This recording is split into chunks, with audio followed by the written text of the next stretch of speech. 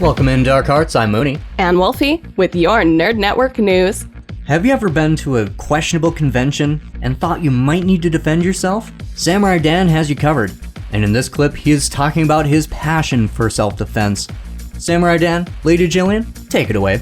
If you train in martial arts or in tactical stuff, it's a frustrating career because you spend your entire life practicing and training for things you hope to never use. It's the only career field I can think of that works that way. If you want to be a dentist, you go to dentistry school and you practice how to fix teeth, and then you spend your career doing that. I spend all of my time training in how to take out 5 targets in less than 3 seconds before they overwhelm you, and then hope to God to never ever have to use that stuff. So the Deathstalker Chronicles was kind of a stress outlet because you can take out these evil monsters using your training, and so it was supposed to be guilty pleasure for people who train and practice. So there's a lot of tactics and specific weapons and drills in that. I've always been fascinated with martial arts and swords in particular. When I was a little kid, my dad read my brother and I The Hobbit. So my dad read part of it, and I was so captivated by the idea. I read the book series myself the next year. I was 9.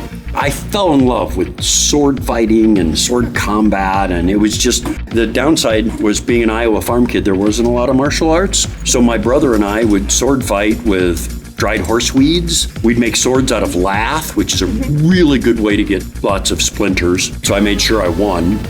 Sadly, that's all the time we have to preview the interview for today. Make sure you tune into our YouTube, where you can find the full video version of this interview, and get to hear Samurai Dan talk about his more nerdy passions, like writing horror novels, and a lot more information about self-defense. And make sure you're tuning in tomorrow to catch the preview of our interview with Greg Harris. Until then, Dark Hearts.